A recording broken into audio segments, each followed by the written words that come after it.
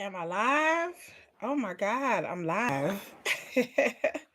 Hi, y'all. Let me go ahead and get this camera straightened up. I'm sorry, y'all. You know, y'all, come on in. Y'all, come on in. Come on in. Come on in. Come on in. Y'all, come on in. Let me get some light up in here. My big old shiny forehead. Anyway, y'all, welcome to my channel. This is a live stream. And when I say live, it is live. Live, sister. Live. Y'all see me today? I got all purdy and dressed up for y'all today. My name is the infamous Kiki. I hope you guys can hear me. Let me test my levels. I gotta test to make sure that y'all can hear me because I've had um some technical difficulties as of late. But yeah, no, your girl is working on it. I had some technical difficulties. So let me see. Can you guys hear me? Let me check. Let me check. Oh no. Sorry, y'all. But welcome to my channel. We are live, just like the thing states. So we're gonna talk about it. I'm just gonna wait for everybody to get in. Come on, good morning, Tiffany. Oh, I guess you guys can hear me. Oh, great. Look, I got all dressed up for y'all. Look, a Leo lion is here. I got all dressed up for y'all. I got all prettified. I got all prettified for y'all. Like, look. Oh, I gotta turn my phone off so y'all won't hear the echo. Anyway, I got all prettified for y'all today. I got up and put makeup on. I put my hair did, girl. Um, you just finished getting ready for work. I am technically speaking at work, but I'm on a break. I'm on a break. I'm on a lunch break. But anyway, in my bed as usual. Cause I was gonna do this from the chair, but yeah, no, y'all understand. Like I got back issues, so and I try to be comfortable. There we go. Try to turn the camera. Y'all look at my cleavage, my cleavage, my Cleveland. Y'all want to look at my Cleveland? It's 99.99 Cleveland. Anyway, I'd like to welcome everybody here. We're going to talk about the Geo Malak interview. I was in the live stream, both of the live streams. If you don't know what I'm talking about, if you look at the description, I will put in links. I have put in Geo's video, and then I will also put in other links to according to Amber because we're going to talk about her. Okay, if this is regarding love during lockup, love after lockup, if you don't watch this show, then I don't. You can just listen along. I guess you don't have to. Um, I'm not meeting anybody for brunch, honey. I'm single. I'm very single. I'm very single. I'm single AF. I don't have anyone I'm talking to.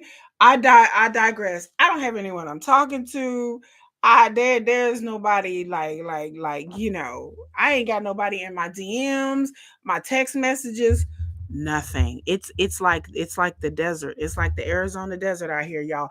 Whoosh. Nobody likes your girl. But I know Leola. I know you. I know you joking. Do more stuff about Derek. But no, I don't have nobody. So I like contrary to popular belief, when people think that like I have these dudes like in my DMs trying to holler at me and I got all this. I don't have none of that. Miss Kiki, don't nobody like me. Don't nobody. Don't men don't like me like that. Um, I'm convinced. Like I was convinced before, but I'm convinced now. So I'm very single.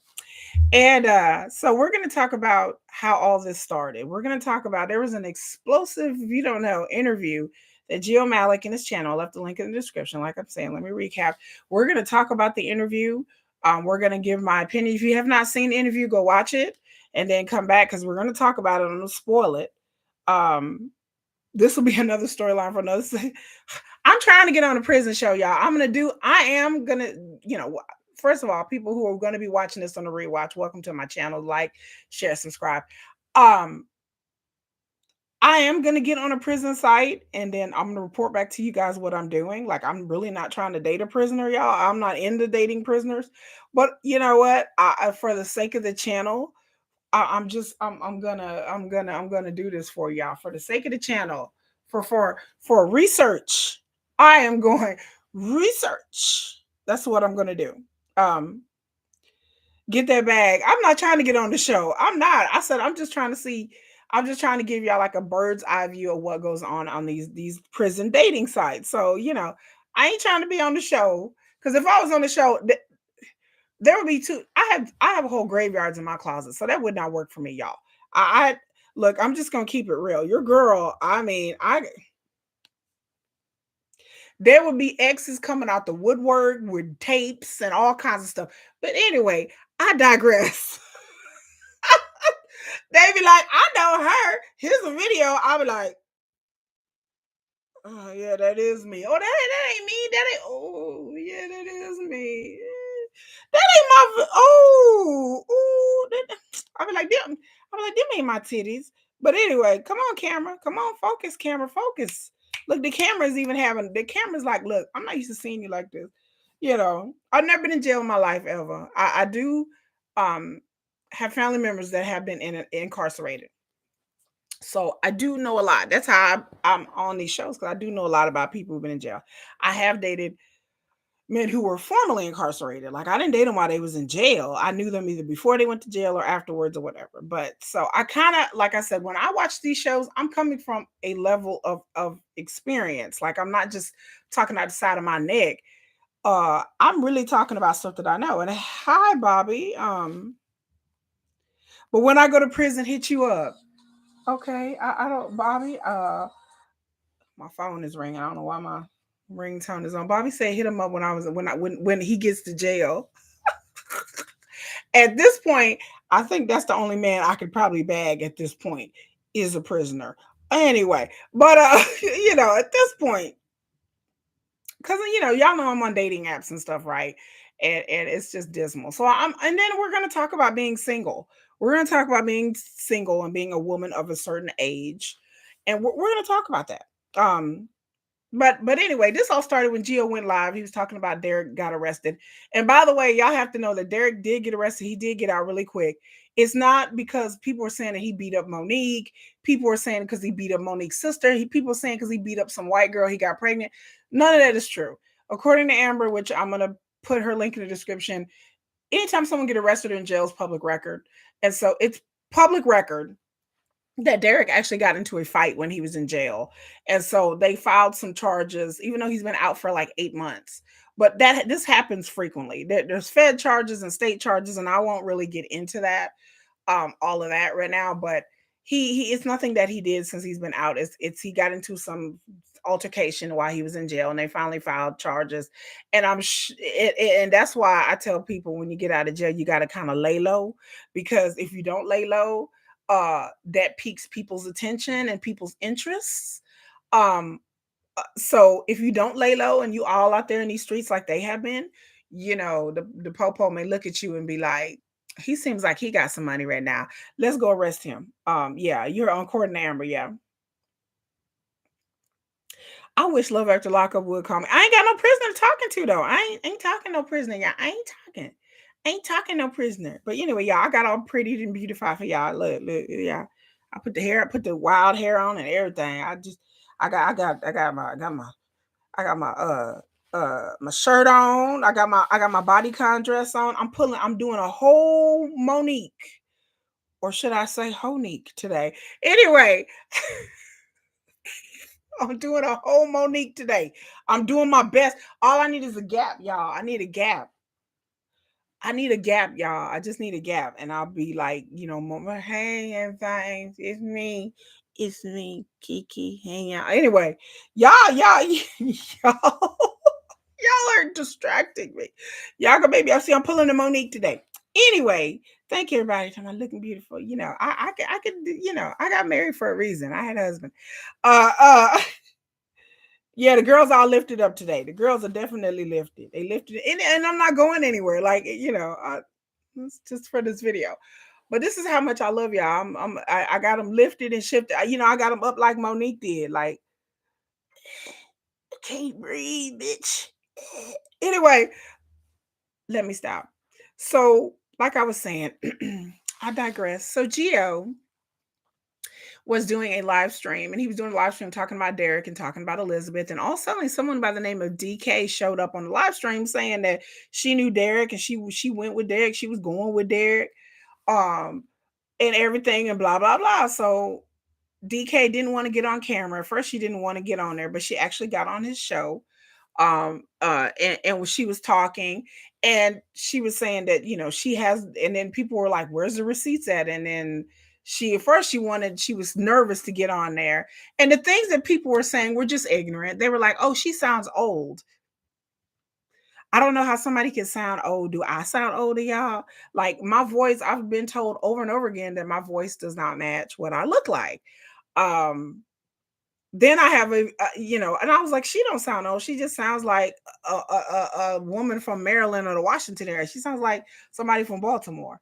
Like I could tell her accent was from Baltimore, and she didn't sound old. Someone's like, she sounded like she's 56 years old. The ignorance, y'all, just the ignorance. But anyway, and then people were like, well, she sounds ugly. Da, da, da, da. I don't know. Again, I don't know how you can tell what somebody sound like. So Geo told her, let's stop this live. Contact me privately, and then I'll come back and bring you on for an exclusive interview. So she said, okay. So a couple hours later, Geo went back live again, and she was going by the name of Miss Nesha or Miss Nesha. Anyway, so she got on there live, showing her face, and she gave Geo previously receipts of what she was talking about. So Miss Nesha, she is 41. She's younger than me. She's younger than me.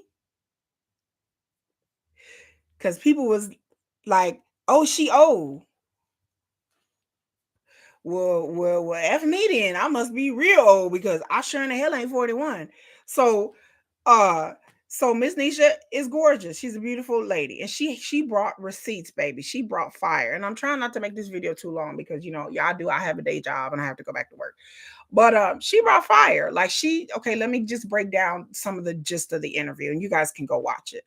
Like I said, the links is going to be in the description. The link is already in the description. So Miss Nisha, 41. She has a sister and a mother. She met Derek on a website called Friends Behind the Wall, Friends Beyond the Wall, something like that. Friends Behind the Wall, Beyond the Wall. That's the website that I'm going to join y'all and then report back to y'all. Was it really? Because I want to know what's happening in these streets. I want to know what's really happening. And then it is a real website. I looked it up. It is a real site. There are plenty of dating sites. There are a lot of prison sites. There's like Prison Pals, Prison Barbies, Prison Cupid.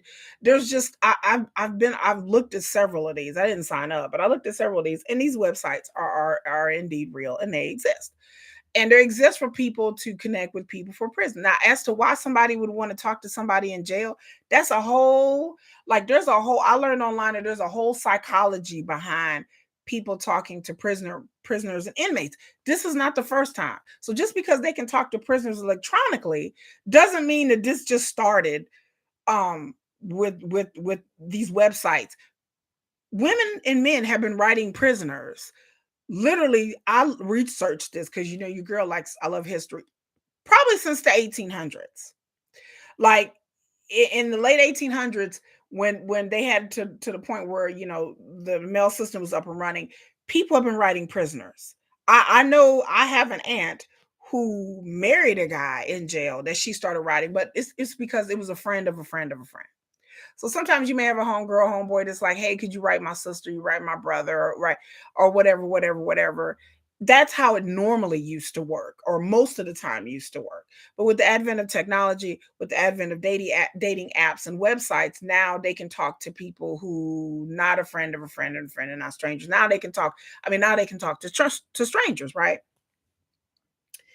Nisi G says she's 55 and still rocking it. Yeah, they're on TikTok as well and Facebook.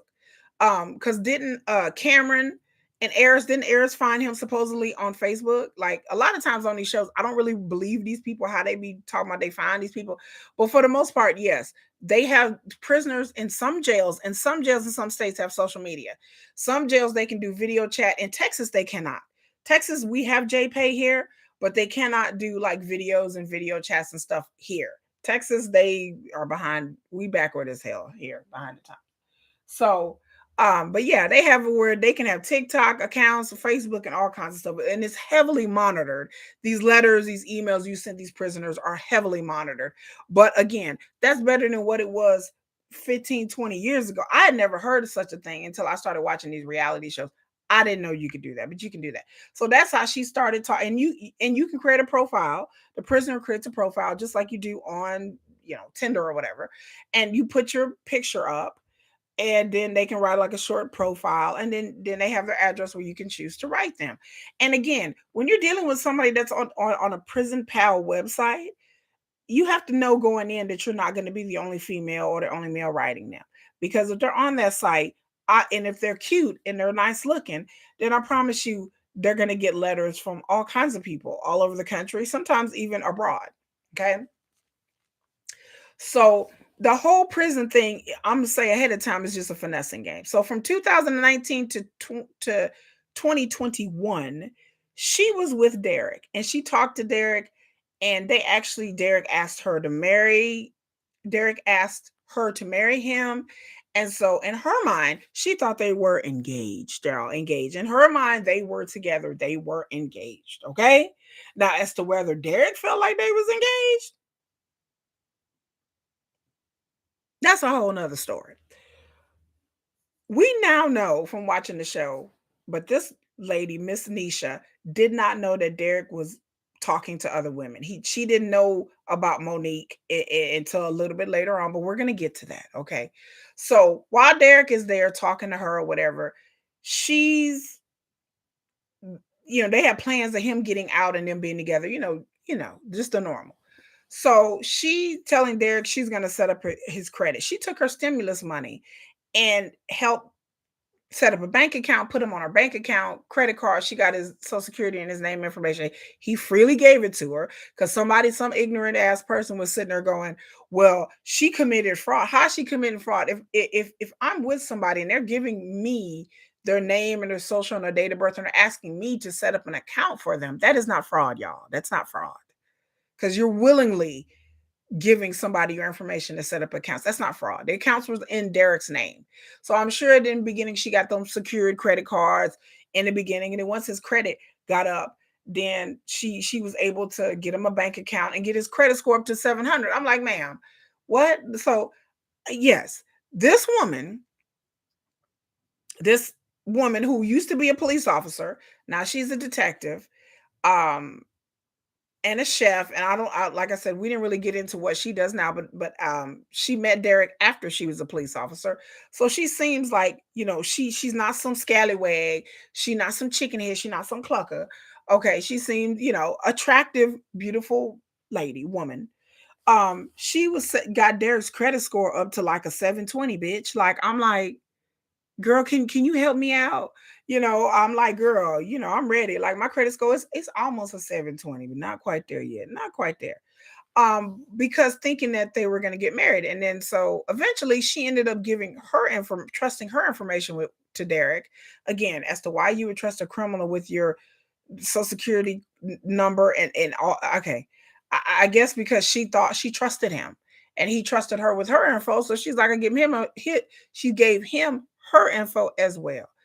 Derek was having her sending money to his cousins, his brother,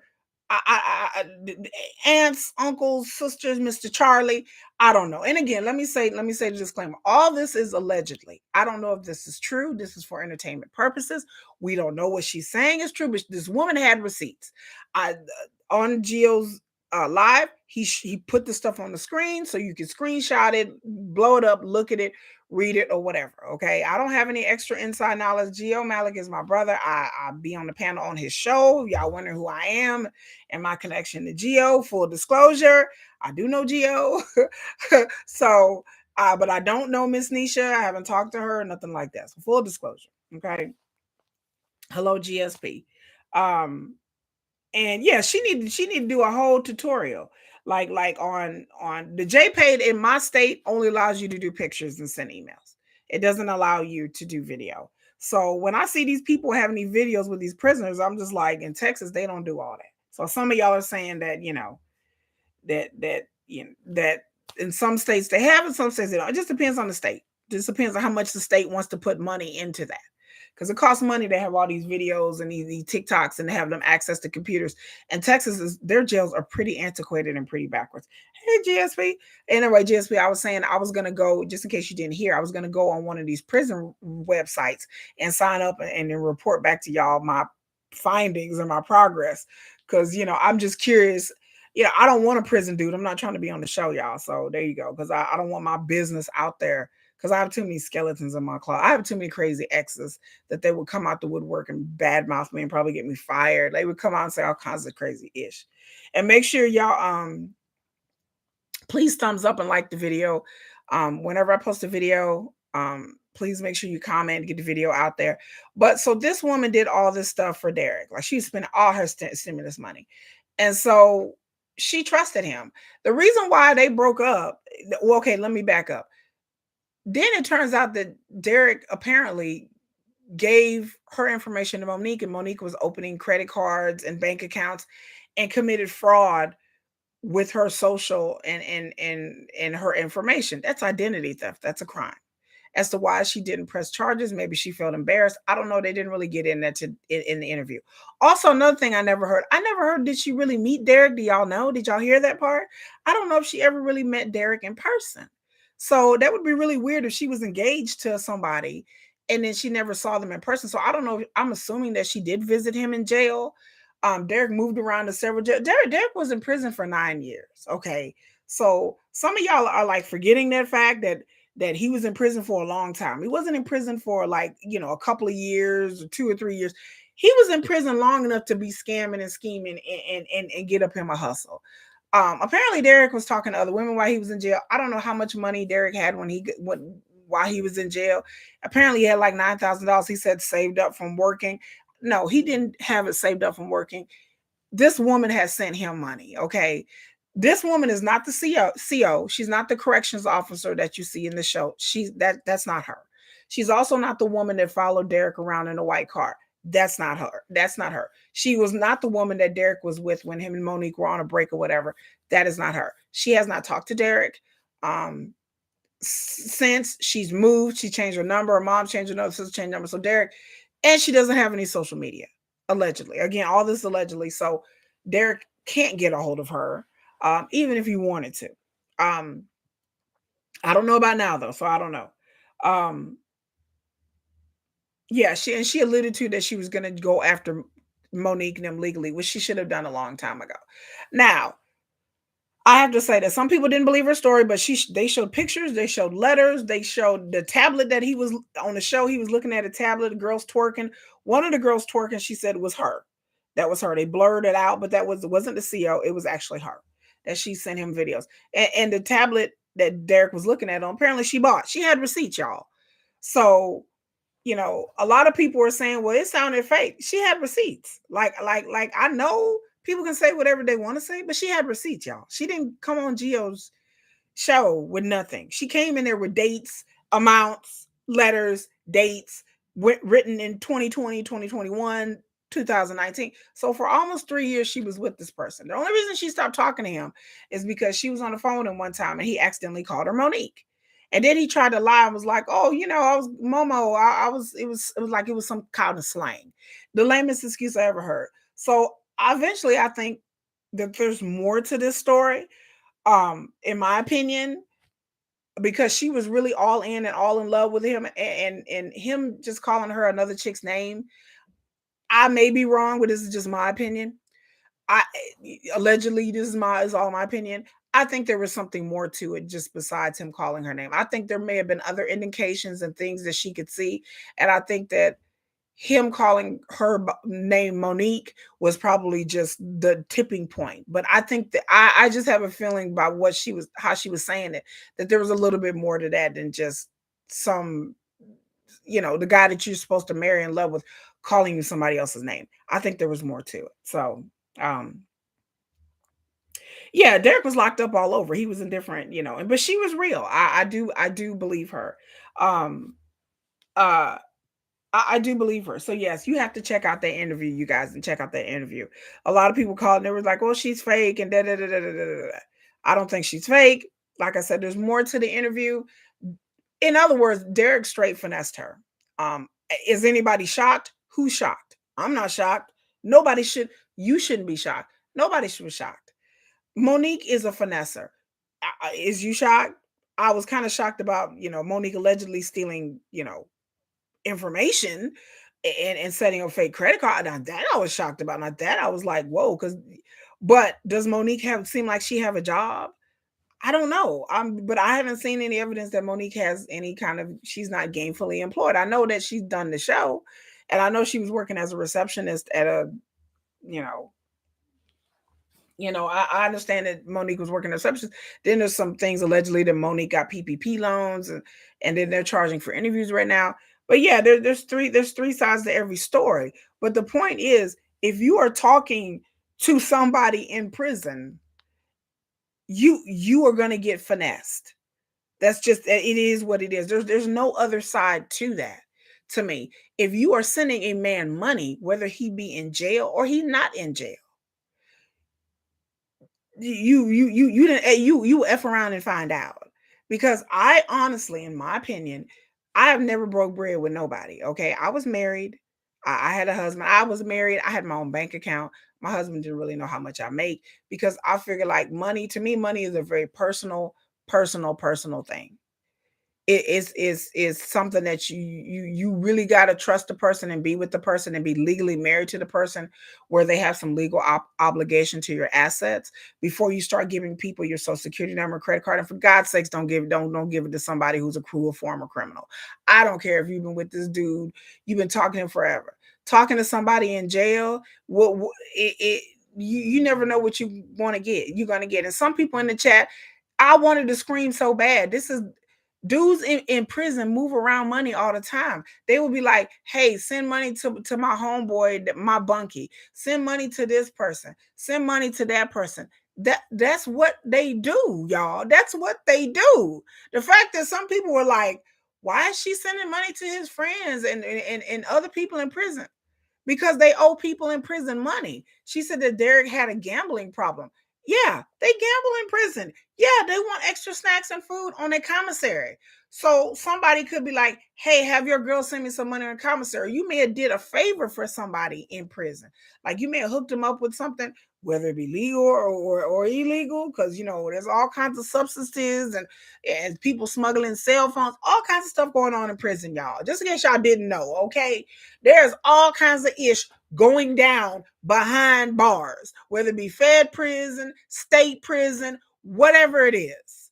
There's all kinds of scams. There's all kinds of alcohol. People can make alcohol. People can make drugs. People get drugs smuggled in. People get cell phones smuggled in. People get food smuggled in. People get cookies smuggled in. There's people having sex with prisoners. There's people having sex with guards, whether they be male on male, female on female, male on female. All kinds of things is going down on prison. So nobody, if you are shocked and you are of the uninitiated, I need you to Google and just read about contraband and these scandals and illegal things. There's plenty of things going down in prison. The good, the bad, the ugly. Mostly the bad and the ugly. But if you have 9 years in prison and you have nothing but time on your hand, I said Derek's mouth game, his mouthpiece must have been on point, because there is no way in hell, I'm telling you personally, I'm breaking bread with nobody, especially somebody who's in prison. I don't care if they promise to marry me. I don't care. Great, good. You want to marry me? I want my ring when you get out. That's my thing. Where my ring at? You gonna buy me a house? That's my attitude. As to why she believed Derek and why all these women, she's not the only one. All these women believe Derek. Derek is talking about 10, 11, 12, 13. Derek had different holes and different area codes, y'all. So the idea that people was dragging this woman is like, how stupid can you be? Let me tell you something right now, ladies and gentlemen. Let me tell you something right now. Before you people watch these videos and you mofos dragging this woman, let me tell y'all, some of y'all, let my camera. Okay. Some of y'all got a man and you don't know where your man is at right now. Where your man at?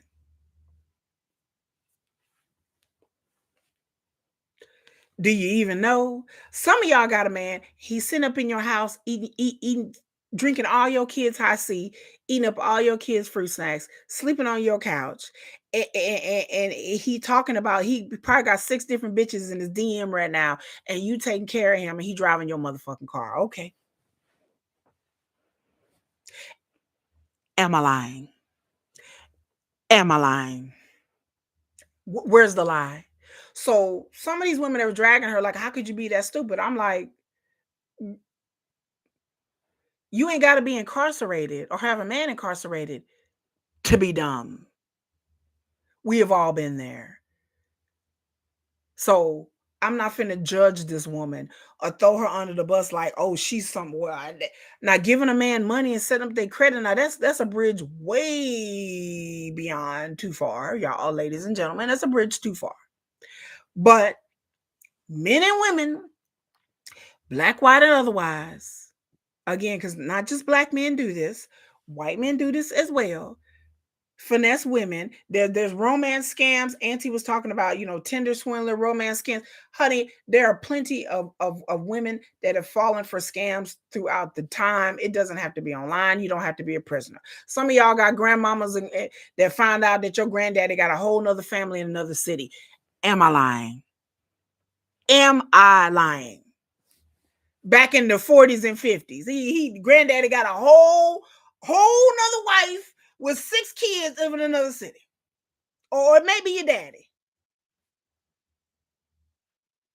Where's the lie? So some of y'all dragging this woman like, how can she do this and how can she do that? I'm like, girl, didn't you pick up your man from his cousin's house last week?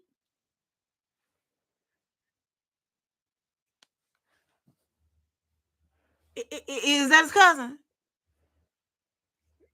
Girl, bye. Y'all need to stop. While y'all up here dragging this woman like she dumb. But then again, people do dumb shit. People do dumb shit. I know people with women with kids that ain't even theirs. That don't look like your baby. Who baby that? Oh, that's my baby.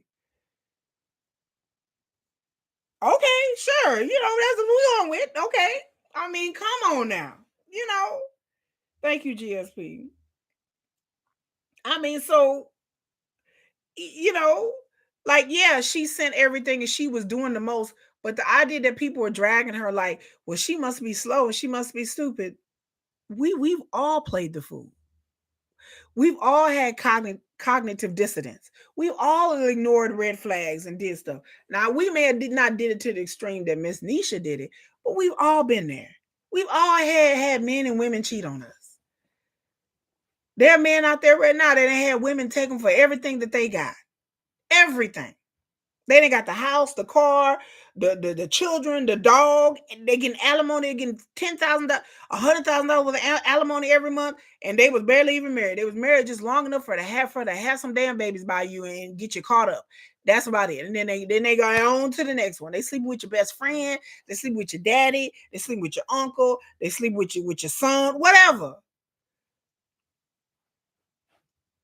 So stop. So stop making her out like there are plenty of women that are talking to men in jail right now as we speak. They're giving them money, that are sending them money by JPay,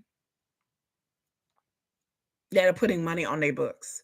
Again, I'm not one of them. I don't break bread with nobody. But again, I'm not sitting here judging this woman like she's some idiot, or like, oh, that could never happen to me. Yeah, I agree. There's certain circumstances that never can happen because I'm greedy. Kiki's greedy. I like my money. I got 2 young children to take care of. I have a household to take care of. I feel like, my agency and my personality is not one to I'm greedy. I'm stingy. I'm cheap as fuck. I'm stingy. Like, I'm just gonna keep it real with y'all. I'm cheap, I'm stingy, and I'm greedy. So I'm not one to be like, yeah, here's my money. I'm gonna help you get your credit. I don't care if I'm marrying you or not. I want you to when I want to if I get married again, I want somebody to come into my household and my life with financially stable and financially straight. I don't want to be carrying anybody. I mean, I'm not gonna carry anybody financially. I'm just not. You have to have your shit together. I have my shit together. I work a lot. I work hard for everything that I have. So I like a man who's a hardworking man as well. I don't have time for no lazy, People, men making excuses. To me, if you don't work, you don't get fed. To me, hard work and dedication is how I'm sitting here right now. You have to have that intestinal fortitude. You have to have that mental fortitude, and to be out here chasing that paper. And then I don't chase paper. Like, I'm not materialistic. I don't wear like name brands like Gucci. My wig, I bought it on Amazon for like maybe $35. I think I'm a cheap person. But I have money in the bank. I have stocks. I have options. If I want to just leave my house today and go move, I can afford to do that. If it goes down in the United States and I need to pull up and get the fuck up out of here and go to Canada or some shit, I can go. I have the money to leave. If one of my cars break down, I have money to get them fixed. I don't have to sit here and stress and live in paycheck to paycheck. That's the goal, is to be financially solvent to where you're not living paycheck to paycheck, where you can save some money up, where you can go on trips and go and do things. Or if your kids need help with something, or they need tutoring 3 times a week because they not good at math. I'm just saying, not personal, not personal. I'm just saying, just put, just hypothetical. Then you got to pay for it. If your child wants to go to private art school during the summer, because that's the thing, um, then you have money, you have disposable income to pay it. That is the goal of having money. Not to be greedy, not to be extravagant, is to be financially stable, to pay your bills, and to do you. And I can't do that if you're paying for another man. And Miss Nesha was saying about her, again, she seems stable. She seems like an all right kind of person. She doesn't have any kids. I don't think she's ever been married. And so she was just looking for someone to love her and possibly settle down. She's 41 years old. Back then she was what, 38, 37, 38. So yeah, she's at the age where she's probably thinking like, I want to settle down. I want to have a kid. And Derek fed her a line. Derek finessed her, and I don't understand what Derek has that would even be. I mean, he's 5'5". I'm tall. I'm 5'10". Like, there's nothing. Derek is not even that cute. Like, Derek is not that attractive enough to be. But again, I think that he knows how to woo people and get people, and that's a skill. That's a skill he could use. And I'm not knocking the hustle. I'm not knocking nobody's hustle. But I don't agree with people lying and deceiving people and cheating on people. I don't agree with that part. I don't agree with people. What Monique and Derek doing, how they finessing the public, how they finessing WeTV, because I do think the relationship is fake. I think that Monique fell in love with Derek and she thought they were going to be together. I think probably Monique knew that he was talking to a few other women, but not this many. And still, I think she kind of felt like once he got out of jail, he would stop talking to these women and they would ride off into the subset. And I think that Derek got with Monique because he knew he was going to be on the show. And that was his way of getting on the show. And so, um, and Derek wanted to be on the show. I think he asked people about the show, what it was. He was in prison. He didn't know. And they probably told him, look, this show is really popular. You Google online, you can see that, the prisoners don't make any money, but if you get with somebody, and y'all can split the money in half. So I thought, Derek just was like, okay, this is an opportunity. I'm not mad. Get your bag, get your hustle. I'm not mad at that, but I'm not mad at they're deceiving the public. I'm not mad at that. I'm not mad at they might be deceiving we TV allegedly. Not mad at that. But when you start lying and deceiving people who really love, apparently the way she talked about there, you can tell that she really loved him, that she really was all in, that that she knew his family, he knew her family. She had kid pictures of him, all kinds of stuff. You can see that she really was emotionally and mentally, invested in this relationship with him, and he just totally like used her allegedly, in my opinion. And that's the part I don't like. Deceiving, seemingly good people is not, is what I don't like. And then effing up and calling her the wrong name. That's just a rookie mistake, sir. If you're gonna be a player, holla holla macaroni, then you need to know you can't be calling. I mean, but it's happened to me too. I didn't call. I was in bed and called a dude the wrong name. Like, I was in the middle in the throws. The throws. Kiki was in the middle of the throws. Like, hey, puppy, hey, Jose. Whoops. I meant, Peter. It has happened to us before. Or I've text message some dude and then text message to the wrong person. I've called somebody and then didn't realize for a while until who I was on the phone with, and I'm like, oh God. And I'm sitting there talking about stuff, and they're like, what are you talking about? And I'm just like, ooh. I'm like, ooh, ooh. Then I realized I caught it real quick, you know. And then yes, and then she started calling Monique Honig because Derek's the type of dude that will get with a chick in bad mouth. And I hate when MFers do that. When they're talking to somebody else and you're like, who is this? And they're like, oh, that's just some girl. She obsessed with me, and I don't even like her. And da da da da. Because again, it was done to me. I was done to me. I had an ex that was telling the other chick when my number would pop up that I was some fat ugly girl that he didn't want to be with, that we were just friends. And I'm like, honey, I'm nearly fat. I'm not fat. I'm not ugly. But he told her that to get her to stop asking about why my number was popping up. And they'll do that. You know, they'll badmouth the other chick. He was saying Monique was a hoe and she drunk all the time and she just some pregnant chick and blah blah blah blah blah. That lets you know how MF will really think about you. You know what I'm saying? Like they'll try to do that. And Derek play, yeah, he plays everybody. They call her, he was calling Monique Honique. Oh, she's just some hoe and she drunk all the time, blah, blah, blah. And the thing about it is, there's some kernel of truth to that. Because remember, he was saying he didn't like the fact that Monique went out all the time. So again, there was some kernel of truth to that. And then God knows if Monique knew about Miss Nesha and what he said about her. Like what I wonder what kind of things he has said about the CO to Monique and what kind of things like he said, because again, people will do that. People will badmouth the other person and be like, "Oh, that's just some dude that's obsessed with me," and you know, don't worry about him. You know, he's a loser and he ain't nobody, and he's just some guy that's obsessed. You know, I mean, people will do that. Men and women will sit there and badmouth the other person. Damn well know that the person that they talking about that likes them and they don't like them, they be over their house the next day. You know what I'm saying? All the stuff that they saying has a little kernel of truth to it, but they trying to throw you off. And but the point is that Derek had been locked up for so long and been living that street life for so long. I think Derek, that's all he said. And then another thing she said that Derek's grandmother had told her that Derek had never been in a relationship. Woo woo. Once again, Kiki is right. Once again, what have I always said in these videos? That a lot of people are getting with these prisoners and getting with these people that have been locked up and incarcerated, and these people have never been in a real relationship. She said that Derek had women here, there, everywhere, but he never had a real relationship. And a lot of these people who get locked up, they get locked up really early, so they really haven't had a chance to, you know, settle down because they get locked up young, or they get locked up over and over again, so they don't have a chance to have a real relationship. They've been in and out of jail all the time, or they get incarcerated and they may got incarcerated in their 30s or late 20s or whatever, but they're the type of person they've never had a real relationship. They've been hooked on substances, and I believe that allegedly, in my opinion, that Derek was using substances before he got locked up. He said he was just selling it. Okay, yeah. When the drug treatment lady called or whatever, I think Derek was probably dipping in his own stash.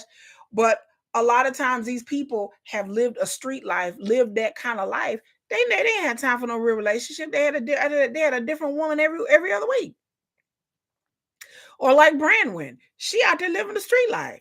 She done dated this dude and that dude and this dude and this, like Skylar and Travis. They done dated this person and that person, and Skylar didn't had kids by this man and that man, and she didn't run through about 6 or 7 different guys, and they all in the same crew. And you know, she like community P. I'm not trying to throw Skylar. I'm not saying her personally, but I'm just saying that there are people, a lot of people who are incarcerated have led unstable lives. So you think this person is finna get with you, get out of jail, and also y'all gonna ride off to the sunset because they know how to be a husband?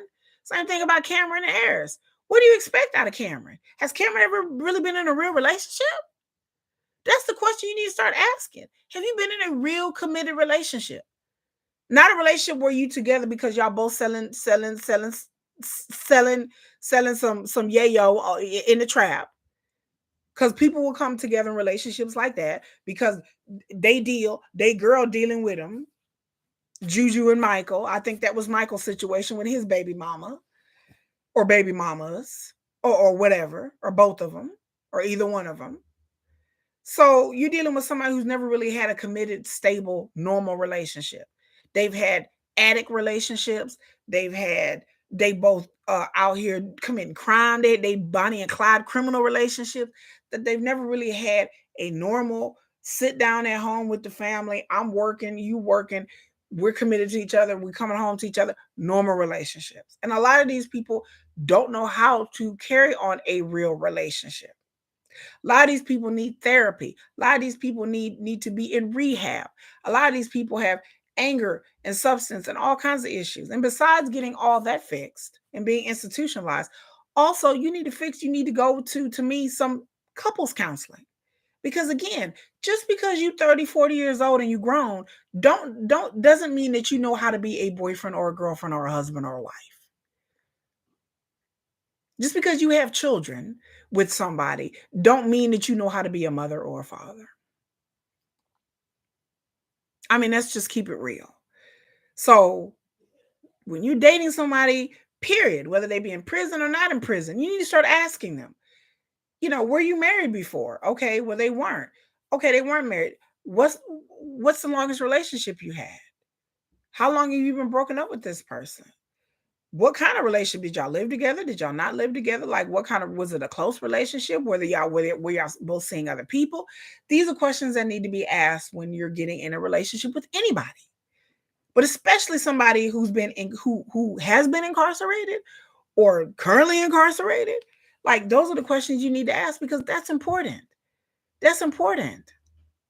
You don't want to be with somebody that don't know how to pick up the phone and call you, and they're gone for 7 hours. And they think it's normal because they used to just going out and doing their own thing and not being accountable to anybody. So now they have to be accountable to you, and they don't know how to do that, and they have to learn that. So either you have to have a lot of patience with that, or you need to move on. Because sometimes some people never learn. Some people get it and they're like, okay, I need to get in the habit of being accountable to somebody. I'm used to just going and doing my own thing. I'm sorry, but I need to be more cognizant and aware of that, the fact that I'm with somebody right now, and I need to check in with this person. This person worries about me. Some people have never had that. Some people have never even had parents that did that. I'm gonna say it again. Some people have been on their own and been running the streets since they was kids, and they never had nobody that wanted to check up on them, check in on them, and they've been running the streets since they was teens. And they did what they want, went to school if they wanted to, ate what they want, hung out what they want, slept with who they ever wanted to do. And their parents were either too messed up themselves to care, or their parents were busy with their own lives that didn't care, or maybe their parents weren't even there. Maybe they were raised in messed up situations. Derek has a volatile past with his mom, losing life. I don't know how much his dad was in his life. Apparently, they were raised by other relatives. That may have been an unstable situation. He's maybe never seen a stable mother and father. Same thing about Monique. I'm not just trying to throw Derek. We don't know anything about Monique's past. Apparently, she lives with her sister. She don't even have her own apartment. So we don't know nothing about Monique's past. Where is Monique's parents at? Where is Monique's people besides her sister? We see Derek's family. We hear about Derek's cousins and sisters and grandma and father. Where's Monique's people at? Only thing we've seen is her two sisters. So, I mean, they may show up in another episode, but I'm like, it's just odd to me that you don't see her calling her mama or daddy or nothing. That's weird. That's weird to me. Mostly everybody on this show, you see their parent. We ain't seen Monique's parents. Hey, Ramona G. What's up, Ramona G? G? You know, yeah, or the rest of the family, they may not want to film, but I just think it's kind of odd. Like, we don't know her background, you know, and then, I watch My 600-Pound Life, and I'm not trying to throw Monique under the bus, but her and all her sisters are really obese. So that just makes me wonder, what kind of upbringing did they have? And I'm not trying to say every obese person has a bad upbringing, but I watched My 600-Pound Life, and a lot of these people who are obese, not excusing obesity, but a lot of these people who are obese had volatile, not all of them, but had volatile situations where their parents worked a lot, and did they, parents didn't take time with them. They was just giving them food. They equate food with love. Some of them were abused. Like, all kinds of things are going on with people's relationships when it comes to people's relationships with food. And again, I'm not a psychologist. I'm not diagnosing anybody. I'm just saying these are just, my mind. This is how my mind goes. When I see a whole family and they're all that big, I'm just like, okay, what's going on, ladies? I'm like, okay, ladies, everybody got that one big sister, big brother. But when everybody's big, I know genetics play a part. I'm a big, tall, I'm a tall girl. I'm a big bone girl. I got thick hips and thick thighs and all that. That's just the way I'm built. That's the way I'm made. Everybody's metabolism different, but I know, people were raised differently. But when I start seeing a whole family and they really, really obese, like Monique is really, really obese and her sisters are obese. I don't care what they want to say. They big girls, like big, big girls. I'm starting to think like, okay, so what's my mind starts thinking, okay, what's going on? And like I said, I'm not trying to fat shame nobody. I used to be 300 something pounds. I understand. I love food. I equated food with love, and I grew up in a household where my grandmama cooked and cooked and cooked and cooked, and you ate and ate and ate and ate, and it wasn't nothing nefarious. It was no abuse. Was nothing there. I'm just big because I like to eat. You know what I'm saying? Like, and then my metabolism and insulin is bad. So I went to the doctor and got all that checked out and found out that I have insulin issues. I have metabolism issues, and so I really have to watch my weight. But I lost, 180 pounds and kept it off. But I always wonder about that. So that's just, just thinking. But another thing I want to touch on before I leave, I've been on here, you're morbid obese. Where Monique people at? Yeah, we don't know. These G, we don't know. We don't know. You know, like I said, we don't know. And again, like I said, as a former big girl, I'm not trying to drag nobody. I used to be a size 26. Oh, I'm dropping my microphone. I used to be a size 26. And so now I'm a size 10, 12. So, I ain't trying to drag nobody. Y'all, I'm not, I ain't fat shaming nobody. It is what it is. But these are things. They can use a visit to doctor now. Yeah, they can use a visit to doctor now. I don't know how tall they are because obesity and height is a thing too. I'm blessed to be tall, but the shorter you are, the worse it is on your body and your system and your organs and all that. Thank you, Bobby. I appreciate it. I work hard. I still work out 4 times a day. I eat keto. I work hard. Oops. Y'all see my undershirt. Don't look. Don't look. Shh. Don't tell nobody. But I work hard to keep my weight and maintain and do what I have to do. And so I just always wonder about that. And another thing that people were bringing up to the fact that Ramona G says she lost 100 pounds and found it again. I had back surgery. Y'all know I had back surgery like during the pandemic, and so I had 9 months of recovery. And so it wasn't until 2022, wasn't until last year that I actually was able to like green light to go back and work it out. And I still can't do. I still don't have the same range of motion. I still can't go hard because I used to go in and go hard. And so I at my one point in time, I was like a size 7. Like I had lost a whole bunch of weight. But then with my back surgery and recovery, I gained weight back. And then now I'm back to losing it again and trying to stay at a healthy weight. But I work a lot. I can't really go in like I used to again because if I lift too much and do too much, my back will start hurting again. And I don't want to. I have screws. I have a cage in my back. I had pelvis surgery, so I don't want to land up back in the hospital all because I'm trying to up here lift some shit like I'm Wonder Woman or She Hulk. Like I ain't trying to do all that, y'all. But what I was saying is that people, the part I want to bring up is people talking about Miss Nesha's perceived attractiveness. And y'all know how I feel about that because people are like, hey, Kiki, you're attractive, blah, blah, blah. Okay. Like, I think I do okay. Yeah. I mean, yeah, I have my moments. I used to be in pageants as an adult. I'll do adult pageants and all that and everything like that. And then people think that the more attractive you are, then it's easier for you to date. It's easier for you to find somebody. And that she should have known better because she's an attractive woman. She can get so much better than Derek, which is true. She could have, I mean, but the thing about it is, maybe that I think people fall into these tropes and these patterns of attractiveness means equals success in dating, and I'm telling you, it does not. It don't. It at all. At all. That is put in by the media, that's put in by our society, is that, the more attractive you are, the more you'll attract people. That may have been true, like, maybe, like, before social media, before the advent of social media, but I think social media and online dating has really changed the game when it comes to attractiveness, when it comes to dating. I think it really has changed the game. And I think society itself has changed. Let me give you guys an example. Okay. I can speak for myself, and I can also know anecdotal evidence. This is all anecdotal. This is all my opinion.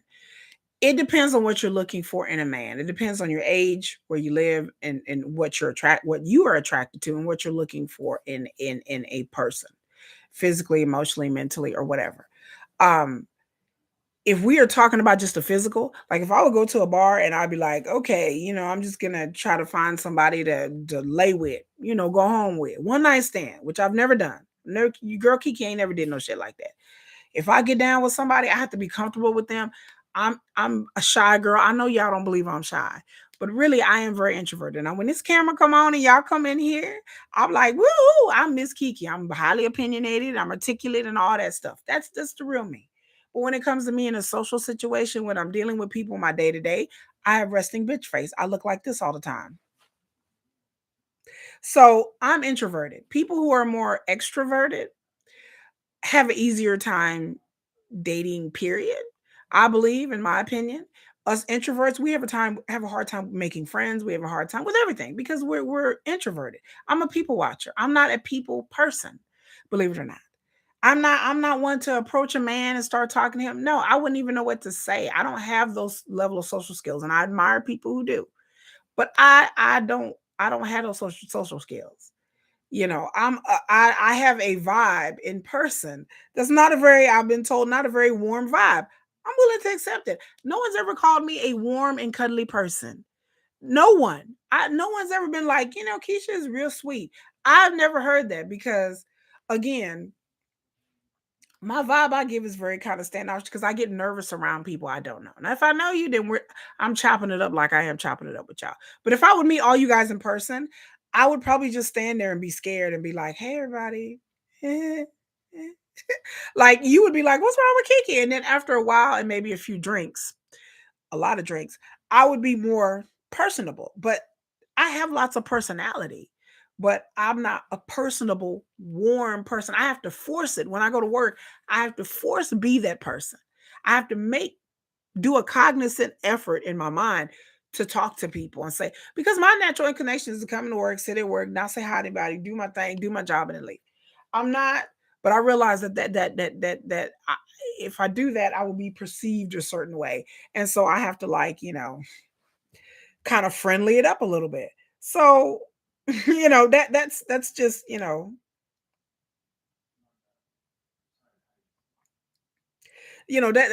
that's really hard for me, to do. So that's it's tough. Nisha seems like, to me, her personality, she seems like a very reserved person. She was nervous to come on. She was on camera, she was nervous. So I could tell that, in my opinion, she seemed very like a reserved, shy, stick to yourself, good girl. She says she doesn't have any social media, so she doesn't seem like an outgoing person. For her, it's going to be harder for her to meet people. Also depends on where you live. I live in Texas. My Texans, wave your hand, put your hands in the air and wave it like you just don't fucking care. If you're in Texas, holla at me now.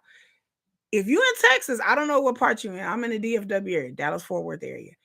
People in Texas are not friendly. People in Texas stick to themselves. You will go, me and my friends, we do go out. We go to places, we go to bars, we go to clubs, we go to restaurants. I have friends that are equally attractive as me. I are even more so. I have like the Charlie's Angels of friends. Like, we step out and it's like Like we get out the car and it's like Destiny's Child. Like, it's like, I'm a survivor. We get out the car, we're like, snap for the kids one time. I mean, we get out the car and we kill it. We slay it. I have beautiful, gorgeous friends. I have a friend that's beautiful and gorgeous, almost 50. They have beautiful and gorgeous daughters who are in their 20s who are looking good. And we step out, baby, we show out. I mean, we get out the club and we're like, hey, girl, hey, we do it big. Where we all look young, we all are fit, we all attractive.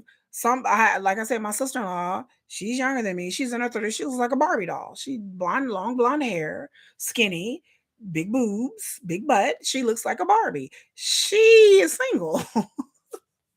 She lives by herself. She has no kids. She's intelligent. She's hospitable. She all of that. She's on dating apps too. My other friend who's almost 50, black female, attractive, outgoing, fun, funny, good person.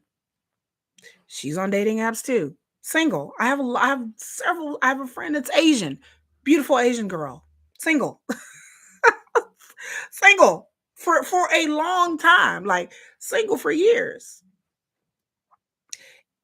In Texas, people are just not. They're not very assertive here.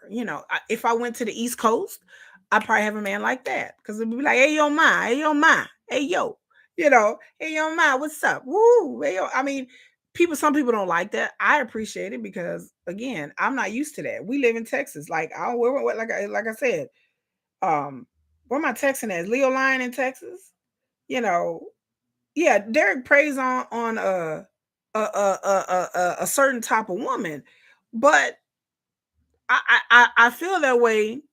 I'm not blaming Nesha, but I'm blaming Derek because he's preying on women.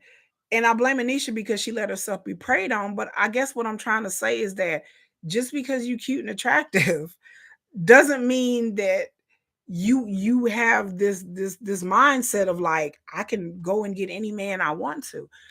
I don't feel like that way. I don't feel like that way because it doesn't translate into my real life, y'all. I can't. I can't. And like I said, and people either don't want to believe it or sometimes don't want to hear that. But it's the truth. I get on dating apps and people are not like, they're like, you're gorgeous, you're beautiful. You could be too gorgeous and too beautiful and make people and men get intimidated by that. Then on top of that, I have my shit together. I'm successful. Intelligent. I'm articulate. I don't fall for the okie doke. I don't fall for anything. I'm not flirty. Like it depends your person. I'm not a flirty girl. So I'm very like plain talking, I'm not a picky person. You don't have to be a good looking man and have $1 million to attract me or be with me. I'm into the person's personality and not really, just the physical. But the way men perceive attractive women sometimes, and I'm not trying to do a pity party for pretty women, but I ain't trying to sound like that. We ain't got it that bad. But I'm just saying that as somebody who used to be 350 pounds and not that attractive, and the way I look now, I got more men back then than I do now. Let me say it again. I got more men when I was 300 pounds than I do now at a size 10, 12. What is that all about? Couldn't tell you. I can tell you now, I was a different person back then. I was a different person in my 20s. I was less selective. But when it comes to getting online and social media and everything, I when I was a bigger girl, I the way men describe it to me is like men feel like they had a chance with you then that's what I've been told. I don't know if this is true or not because I'm not a man. But I've been told by some of my homeboys that like men when I was 300 pounds, they felt like they had more of a chance with me than they do now. Because I guess the perception is that well, I can't be with a woman like that, which is so absurd to me because y'all know I come on here with a motherfucking bonnet on, bitch. Y'all know I come on here, I take my hair off. I take my because when I have makeup on and my hair is all done, it's a whole different persona. It's a whole different vibe of me than me when I'm normally with my bonnet on, my African wrap on, and I come on here with no makeup on. With me, like there's such a difference. Like I look like two different people. People's like, oh, you look like a whole different person with your makeup on and you're all glammed up. And I've noticed that if I go to the store with my head wrap on and I'm looking all normal, then people I think are a bit more friendlier toward me. But then when I go somewhere and I dress like this, like people are much more like, standoffish. What is that about? I don't understand it because I don't understand human behavior, but it's just weird to me. So that's just my anecdotal experience. So I'm saying that, well, I guess what I'm saying in a roundabout way is that perceived attractiveness doesn't mean you're going to have success, automatically have success in dating. Just depends on what you're looking for. Um, I think that sometimes when you're attractive, people think you're stupid. People think you're more gullible, or sometimes people think you're a hoe. Like I've had all those things. I've had all those reactions um from men. Because when I get on these dating apps, my pictures are of me, looking good and everything like that. And then people get this perception like, okay, well, like I said, they think I'm stupid. Like they talk to me and I'm just like, then I have to school them real quick and they're like, oh, you're really intelligent. I'm like, yeah. Yeah, yeah, because there's like a whole sociology. Like I've looked this up, a whole sociology to attractiveness. Like if you are an attractive person all your life, then they've done studies where people who are societal, depends on what society views as attractive. But when you're considered a very attractive person, like I just say, I'm not trying to dog attractive people, but it's like it just seems like if you start out pretty people don't have to try as hard. But then me, who's always been the fat ugly kid, I've always worked on my intelligence. I've always worked on being articulate. I've always worked on how I dress and what kind of clothes I wear. I don't wear expensive labels, but I always had a good clothes game in my closet. I've always had to try harder to attract men. So it's like when you're mediocre or average looking, or you're a big girl, it's like you always have to try harder. So I understand that. Like I've always had to be like, okay, my hair got to be on point, my nails got to be on point. Now I don't get my nails done. Now I don't care about what not I don't care about this stuff. But when I was younger and I was in surrounding myself with going out with friends and everything, I was always the fat girl. I was always the fat black girl in the group. I had a group of friends that one or two of them were black, but they were skinny. They were like Rihanna. Then I had some other friends that like Britney Spears and Christina Aguilera, and then I was always the fat one. Every group always I was the fat ugly one. I mean, I'm just being real. And so we would go out and dudes would always hit on my other friends and they would never talk to me. And then or maybe every once in a while some dude will be stuck talking to me and I'm just sitting there like, okay, dude, don't pretend that you trying to have a conversation when they really didn't want to have a conversation with me. You know. Oh, what pulls my teeth? What's up? You know, and so, you know, yeah, when you're less attractive, men feel less intimidated. And it's the truth. And so it's harder. Me now lost the weight because I thought, and I lost the weight to get healthy. I didn't lose weight I started losing the weight when I was married. I lost weight to get healthy. I lost weight because I was diabetic and hypertension and all that kind of stuff. But again, I hear people say, well, this person, she's so attractive. She can get so much better. But I'm like, can they? Can she? Like, the idea of it, I know she doesn't deserve. No woman, I don't care how attractive or ugly. I don't care if she got no teeth. I mean, Monique doesn't deserve that to be treated. Nobody deserves to be treated manipulated. But the idea that like because she's perceived as being attractive, that she can just go out and just you have men falling at your feet, and then I don't that's not my experience. And I'm sure if we were able to talk, I really wanted to talk to Nesha behind the scenes and really ask her, what has your dating life been at? Because people are also saying in the comments, why do women go and find somebody in prison? Or why do women like on 90 Day Fiance, why do these women go and get with somebody in another country? Why can't they find somebody here? Because finding someone here is bullshit. Period. It's hard. Dating is hard. The older you get, I think the harder it gets. It's hard. I look young. I'm blessed enough genetically to where people think I'm younger, right? People think guys think I'm younger, right? Like, hi everybody. Okay, 50, right? 50. So people think I'm younger, right? So I'm blessed with that. But my sensibilities is still of somebody who's mature. So, you know, that's the difference. I'm not a party girl. I'm not out at the club. I'm too old for that, right? So when you're dating someone, around my age, I date dudes a little bit younger, like in their late 30s. I date dudes in their late 30s. That's what I'm attracted to. More late 30s, early 40s. They, most likely they're gonna have some kids and everything like that. The way dating is these days, nobody wants to be serious. Everybody's like, well, I just want to have somebody to go out with and hang out with. Okay, I'm over that. I don't know what's going on with men these days where it's just like let's date and I just want to have somebody to go. I'm not gonna have sex with you. So that's not gonna happen. I don't do one night stands. I don't want anybody hook up, FWB. I don't want none of that. If I'm dating you, I'm dating you. It doesn't mean I'm laying down with you. I'm introverted. I'm a slow burn, so I have to get used to you. I have to be, used to being around you before I even get comfortable with you. And then there's the huge thing is a compatibility issue. I am not the average person. I'm not saying this in an arrogant way. When I say I'm not the average woman, I'm saying this because I'm involved in a lot of things politically offline. So I need somebody that's gonna go to a trans gala and not be offended by that. I need somebody that if I go out and protest, you had to bring water. I need somebody out there that when my kids go and pass out water to homeless people, you are gonna be there with me by my side. Like I cannot have a divided life. And I had that with somebody for 5 years, allegedly. Allegedly, y'all know who allegedly is. Allegedly, I had somebody like that. GSP, don't start. I had somebody for 5 years where I had to compartmentalize my life, okay? Where I had to be this kind of kiki to him, but then everybody else and you people online knew it had a different kiki because he was not interested in that. I am an artist, I am a business owner, I'm a mom, right?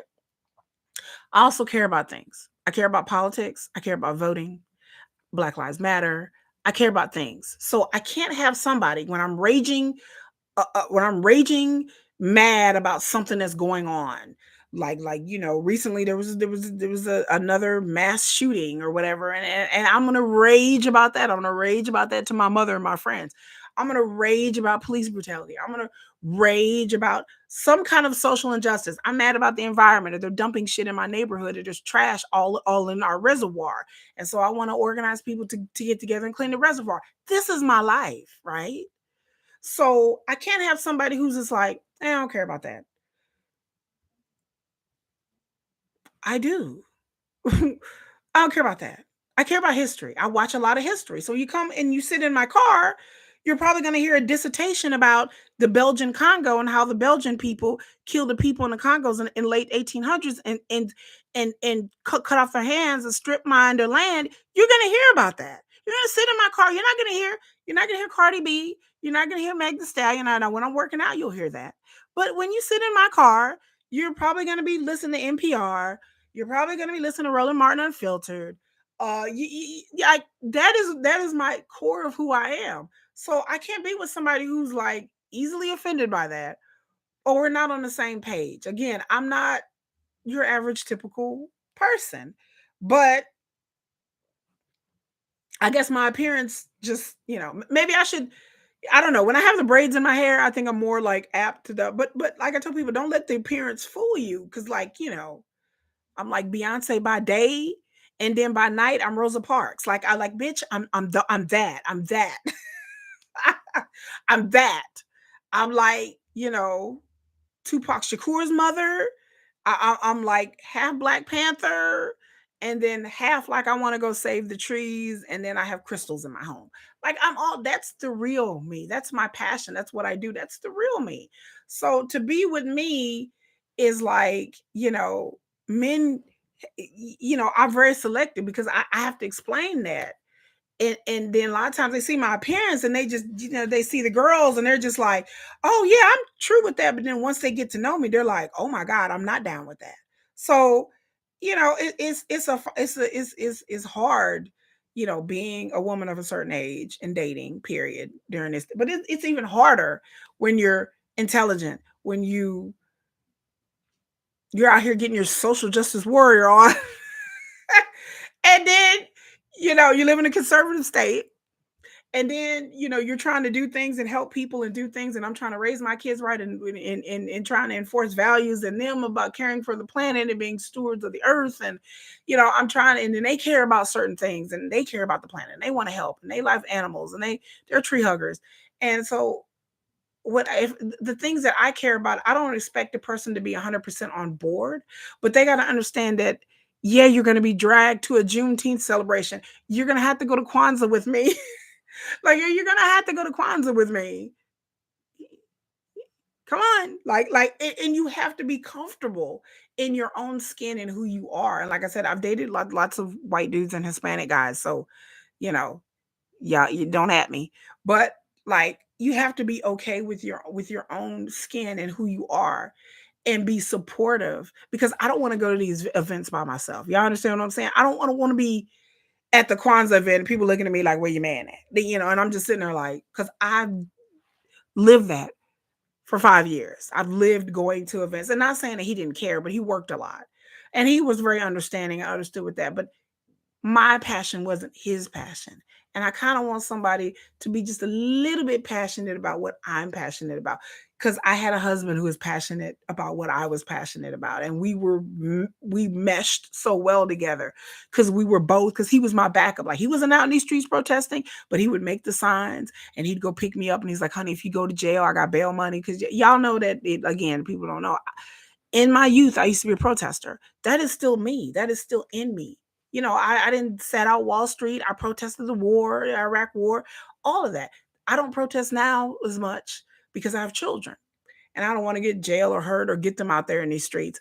But that's essence of who I am. So dealing with me is, no, you're not dealing with a normal, just, "Hey, I'm Kiki from the block," and you know, you're not just dealing with Kiki from around the way. Like, I'm that too. I'm from the hood, so I can be a hood chick when I want to be.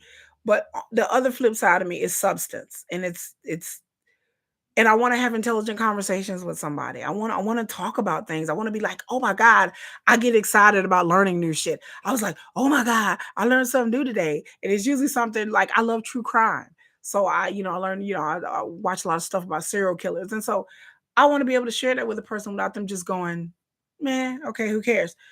I want them to have like some kind of little bit of interest, because like I said, I'm a nerd. I like comics and sci-fi. I like true crime. I like history. I do a lot in my life, and I have to have somebody that matches my energy and matches all of that, and that's hard to find. And so I tell people that just because you're attractive, or what people perceive as attractive, doesn't mean it's going to be easier for you to just you're just going to walk into a room, and all suddenly, sausages are going to be thrown in your face. Just sausages. Just sausages, a sausage fest. Because that's, again, that's not my reality, and that's not my world. And then a lot of times when I do talk to dudes online, and once I start telling them, I own a business and I work full time, and I'm an artist too, and I got stuff in galleries, they're like, "Oh, okay." Then they're like, "Wow, you're really ambitious and successful." And I know when I hear that, I'm never going to hear from them again. And then a bitch gets ghosted because that's what's happening. They will ghost me. Once they find out what I do. So I'm like, well, maybe I should not tell them what I do, And I'm just like, I'm damned if I do and damned if I don't. I want to be transparent with people. And, just finish. Who finished intermittent fasting? Yeah, Nisi G said, "If I can't be complete myself, I ain't got time for you." That's my motto for 2023. If I can't be my whole self with you, then I don't want to. I'll be single for the rest of my life. And it's just, I've come to the realization that, like, I have to be my whole self. I can't, and I need a man who's supportive. I need a man who's going to see me get up on that stage and get some damn humanitarian fucking award, and be like, "That's my woman. I'm so proud of her.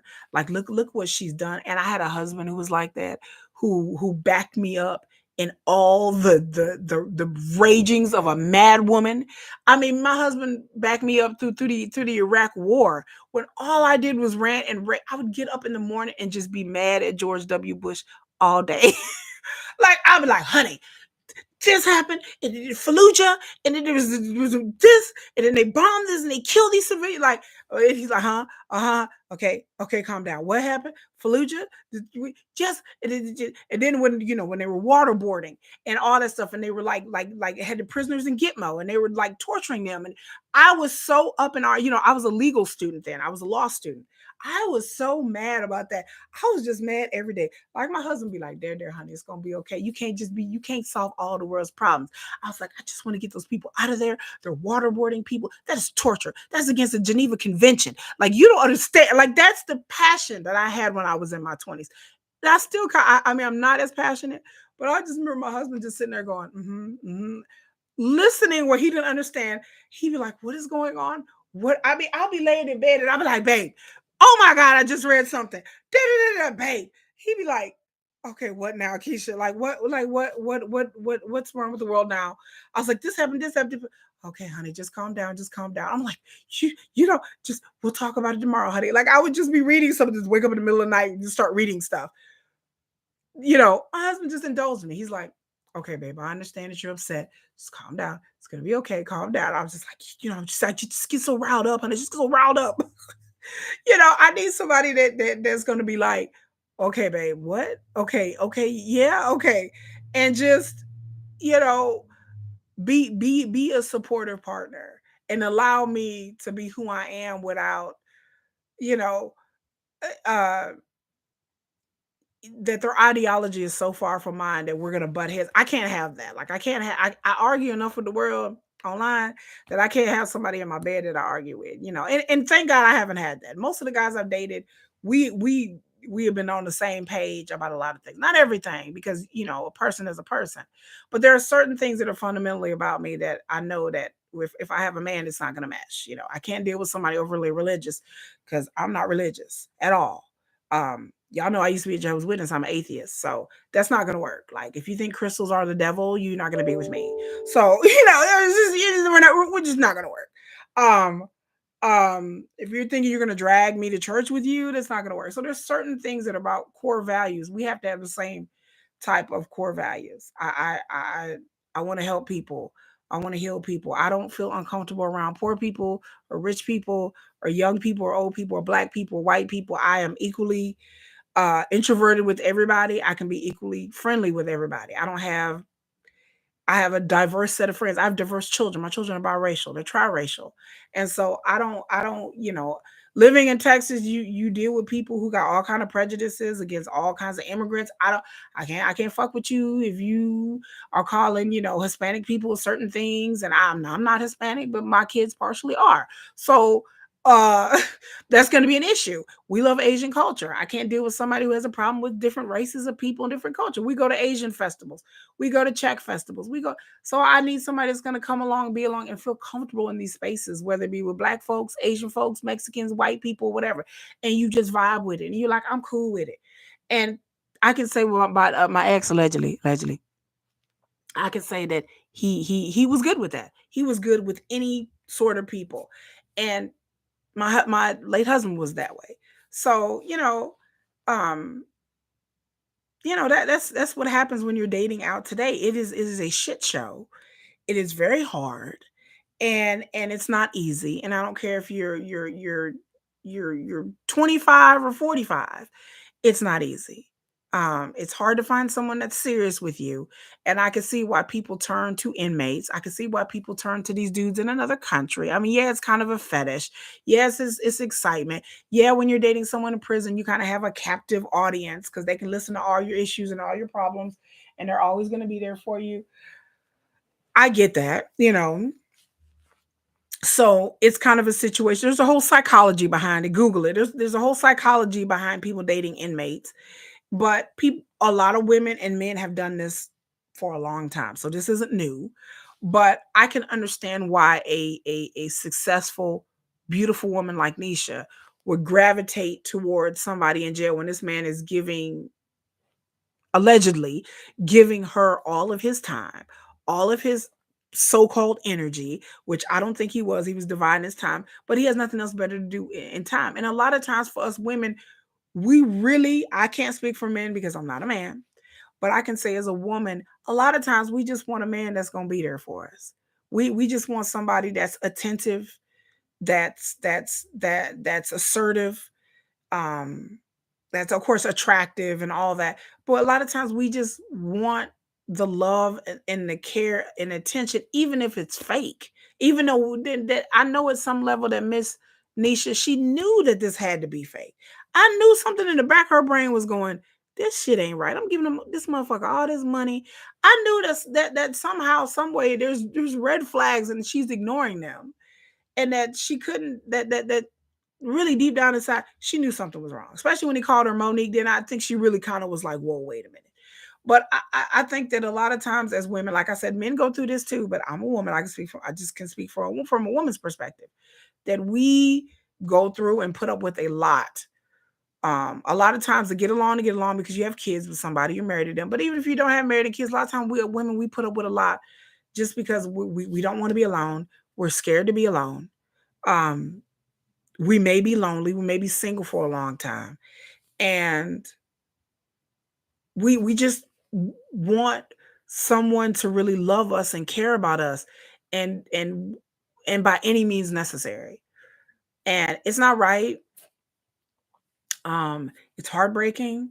I understand it. um I understand being in a situation and staying with somebody that you know is not right for you, but you stay anyway because it's a sunken cost fallacy. Like you've given your time and your loyalty, and you really desperately want to make it work. Um, because again, as human beings, we're not meant to be by ourselves, y'all. We're not meant to be alone. So I people can say I'm single and I'm good. You're single and you're good if you have friends and family. A lot of people out here, I'm telling you, this is my last point. A lot of us out here, um, people talk about go to therapy. Therapy helps, but the first thing a therapist is going to ask you is what support system you have. I'm telling y'all right now, there are people out here who are single, who've been single for a long time. They may or may not have children, and they have no support system, y'all. They have none. They may just, kids are not really a support system. They're dependents.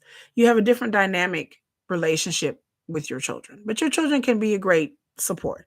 But ideally, when you go to therapy, they're asking what positive people are around you, what people are supporting you. And in this world in 2023, with all of our connectivity, with all of our social media, with all of our apps and games and comment boards, a lot of people out here do not have a support system. They do not have friends to call and girlfriends to go out with, homeboys to go kick it with. It works for men and women. A lot of people out here use relationships as a way to have social adult interaction. That's the only interaction, or primarily, most of the interaction they have is with their boyfriend or girlfriend or husband or wife. And so I think that's how people get into messed up situations, is because they don't have a good friend to talk them out of it. They don't have somebody who's like, girl, don't go out with him. Don't call him. Let me take you out somewhere. You have to have friends. You have to have a good support system. A lot of people out here don't even have family, y'all. I don't have a close circle of friends or family.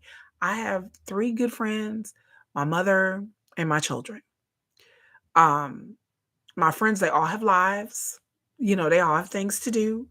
And so dealing with Miss Kiki's love woes, they'll listen, but it's like, the more people you have that are positive influences and positive support systems, the more you can get over a breakup.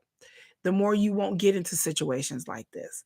I'm not saying it can't happen because there's people who don't listen to their friends, but if you have a social net to fall back on, then you're like, I can leave this dude, and then I know damn well that during the weekend I'm gonna go out with my girls and we're gonna have a good time, and they're gonna help me and see me through. But I'm telling you that there are people out there who don't have people to help them see it through.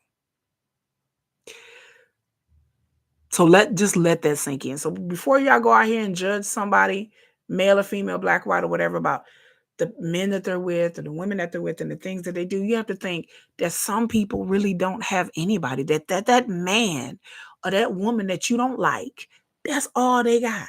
They don't really fuck with nobody else. They don't really hang with nobody else. Like I said, I don't know Miss Nesha, but the vibe that I got is she's introverted, that she probably sticks to herself. She had a job, she probably works a lot. She probably has, taking care of her mama. The way she kind of put it, she has a sister. I didn't hear her mention anything in that entire thing about having friends. Or I wanted to ask her, did your friends tell you, girl, that this dude was no good? What did your friends think? I know she's talking about what her sister and her mama knew Derek and everything, but I didn't hear any conversation, anything she said like, well, my best girlfriend told me this, or my homegirls told me to stay away. Maybe I missed it, but I didn't hear that. And usually that's the first thing that people say. I tell people all the time, allegedly, my friends don't like allegedly, my mama do, my kids think he okay, or whatever, whatever, whatever. But then that whole hour conversation, I didn't hear her mention anything about girlfriends or friends or her going out and him having an issue or the friends going to the wedding. She talked about getting married. Usually when people talk about marriage, they talk about their family being there, their friends being there. I didn't hear her personally mention anything about friends or best friends or anything. So, like I said, that man may have been all she had. His attention may have occupied a place in her mind and her heart that may have been lacking in her other social interactions. So that's why I have compassion. The same thing about Monique. We saw Monique's friends and her sister and her friends at the beginning. So Monique has some sort of social circle, say that safety net. But I'm just saying that y'all, a lot of people just got one friend. Look at Deontay. He went out with all these prison chicks. Deontay, and we only seen him at one friend, was that one black dude. That's the only friend I've ever seen that agreed to be on the show that he ever talked about. They don't have to be on the show, but a lot of people who have friends are like, oh, I'm going out with my friends, or I'm doing this with my friends, I'm talking to my friends. Some people don't have that. Some people don't have that. And that's what'll get you effed up every time. Again, I can say I don't have a huge social circle. So yes, when I do get a boyfriend, it's thrilling, it's exciting because I have someone to go out with. I have someone that I can talk to. Like I said, my friends are busy. So that person that I'm with fills a void, a social void, and you just have to be real about that. So yes, leaving a relationship can be very, very hard because they losing not only a boyfriend, not only someone that they're intimate with, but then they're also losing, sometimes you lose your best friend. When me and my ex allegedly broke up, I didn't just lose him as a boyfriend. He's my friend. We've been knowing each other for a long time. I talk to him. I confide in him. We laugh. It's a companionship there. It's not just a relationship. Allegedly, is also my friend. So losing him is like you're losing your man, and then you're also losing your friend. So breakups can be hard.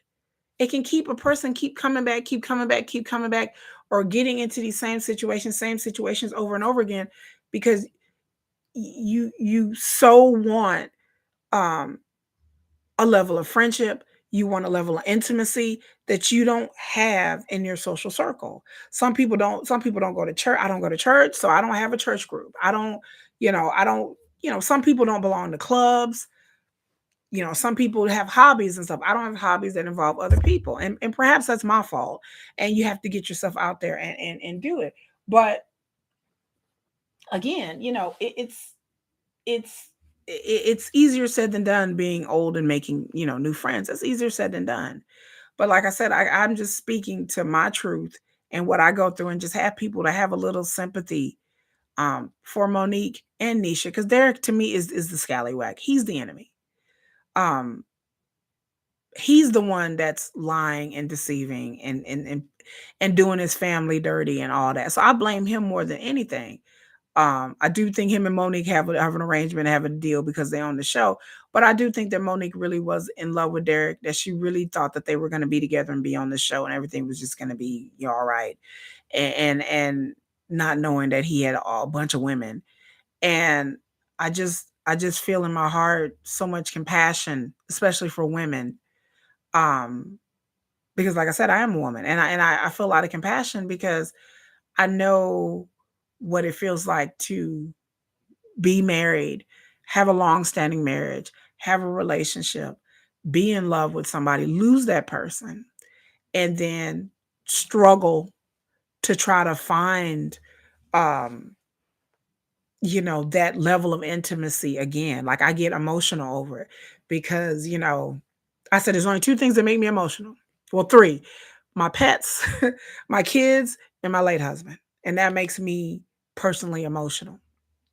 And so I understand there's people out there, like I said, I tell people I grieve all the time that there are women out there are men out there who have never been in a relationship where they felt loved, safe, and secure. And I'm fortunate enough that I've had that. And so I won't let myself fall into a trap of accepting less than that because I've had that. But if you've never had that, if you've never had that level of intimacy, if you've never had a man or a woman treat you really, really good and you don't know what it's like, then you'll take any old thing. You think in any old thing is normal, or that's how it should be. I should be giving this man money. I should be setting up his credit.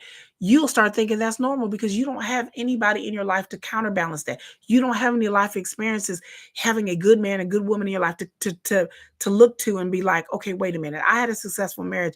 That didn't happen. That didn't happen. That didn't happen. Okay, wait a minute. I'm not putting up with that. That's You have to have that kind of mindset. But I just get so sad because there's so many people out there that are lonely. There's so many people out there that have never really had anyone to treat them good. Again, like I said, a psychologist once told me that people will say all the time that in order to be love, in order for you to love, in order for you to love a person, you have to love yourself, right? But then the psychologist told me that how can you love yourself when no one's ever loved you? So I'm gonna say it again. People say that you can't you can't love someone else until you love yourself because you have to have a sense of self-worth. But how do you get a sense of self-worth when no one has ever loved you? There are people out there whose parents have never cared for them and loved them correctly. They've never had a stable relationship. They've been dogged out, they've been treated bad. And so, how can you love yourself when you don't have anything to show you what love is? You've never seen a couple love each other. You've never seen your parents love you. You've never had the love of a man. You've never had the love of a woman. You've lived in a state of dysfunction, in a state of rejection, and in a state of being unloved. That how are you supposed to love yourself when no one's ever loved you? And the psychologist told me that and it hit me hard. And so you have to surround yourself with love. You can't look to TV or social media or fake couples on the internet for that. You have to work on yourself first. And if you don't love yourself, you have to surround yourself and put yourself out there and find people and figure out what love and what works for you, and knowing yourself and surround yourself, like I said, with people that love you and care for you. And that's where it starts. That's where self-love starts, with having healthy friendships and a healthy family if you can, and get rid of people who are unhealthy, you know. So, that's what I have to say. I have to break it down for y'all and get deep and get real because that's what I do here. I get real with y'all. And because I just like I said, I get emotional and I sit up here and I get teary-eyed because I know what it feels like to be hurt. I know what it feels like to be let down. I know what it feels like to lose my best friend not once but twice. I lost my husband. I lost my relationship. So I've lost two. Lost my husband to death and I lost my relationship to mental illness and addiction. And so something that is not in my control and I don't have any control over. And I still grieve my husband and I'm still grieving and not over the fact that I've lost my relationship allegedly, GSP allegedly.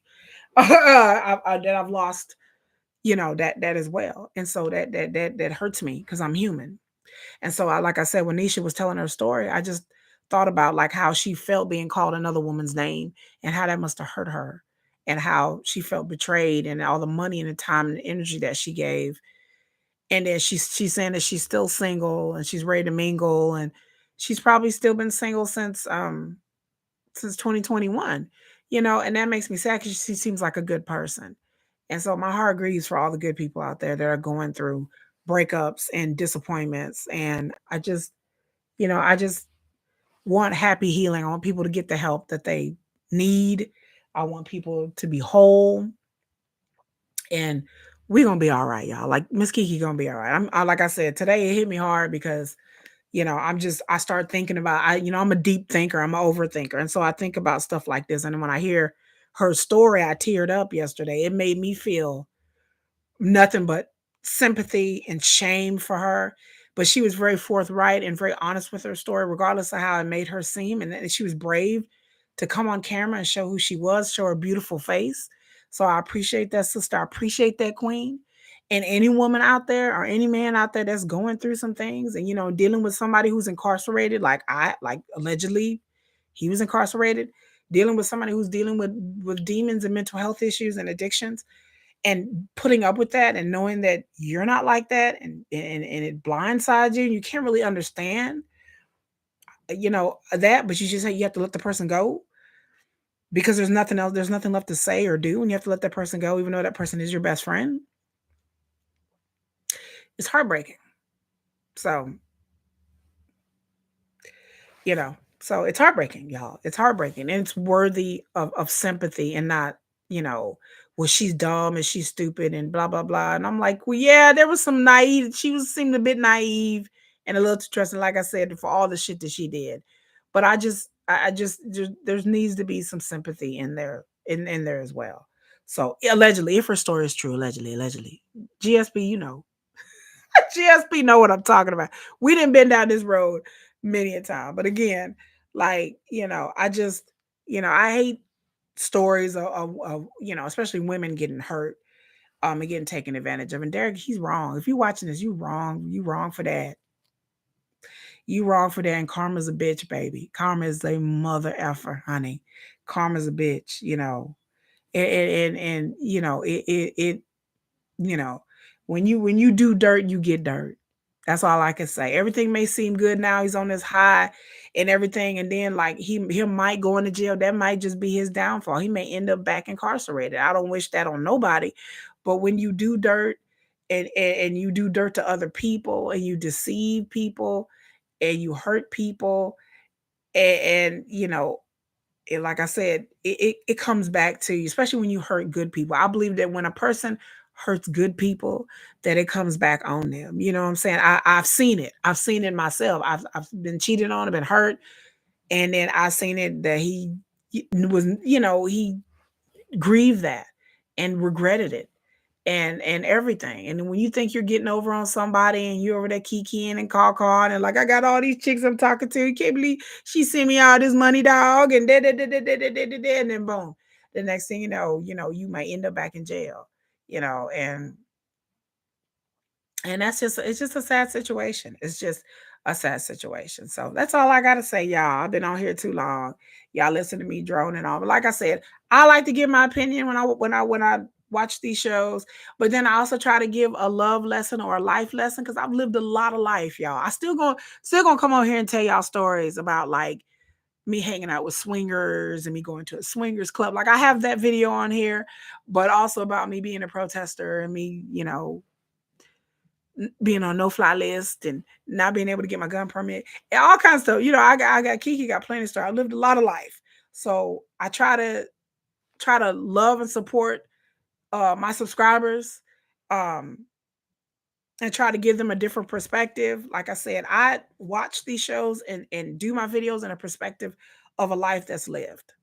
I'm not gonna come on here and be like, well, and talk out the side of my neck and talk about shit that I don't know about. I don't watch shows that I don't feel some sort of connection personally to, or things that I've went through or experienced. My 600-pound life, I've been big. Love after lockup. I haven't been incarcerated, but I've dated men who have been. I have family members that are incarcerated who are finessing females right now. Right now, I have a family member that is trying to get on this show, and he is finessing like 4 females. I won't say who, but I said it yesterday during Geos live that a relative of mine is trying to get on Love After Lockup. Like right now, as we speak, they sent in an email, and then a producer shot back to them, and then they're telling their story. So you you may see a real close relative on this show of mine And if he is gonna be on there, I'm gonna cover it. Like y'all know, I'm gonna have him on here and be like, "What's up, y'all?" Like when he get out, I'll be like, "Hey," because he finna get out, you know. So yeah, they show baby pictures. Uh, he was a cute little kid. What happened? Again, I'm not trying to speak on his story, but you know, his mom got killed. You know, Derek mom got killed. She was on the first 48, and then allegedly, from what I hear, the mom she was involved in some shit that she shouldn't be involved in. Y'all can go back and watch some of GSP and according to Amber video, but apparently the mom wasn't as innocent as the first 48 made her seem. And I don't know. I've heard things allegedly that the mom introduced Derek to what he was doing. That's what I heard allegedly. Again, I don't know if this is true. I ain't trying to talk bad about this woman. She did, but I mean that's what I'm hearing. That she may have been the one that introduced him, you know, to uh his particular lifestyle.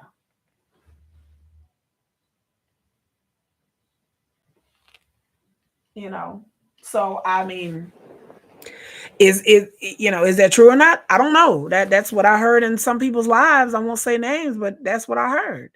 And so with him, you know, in that situation, and I don't know what kind of family he was raised in and what type of situation, a little cute kid can turn out to be a kingpin or a killer.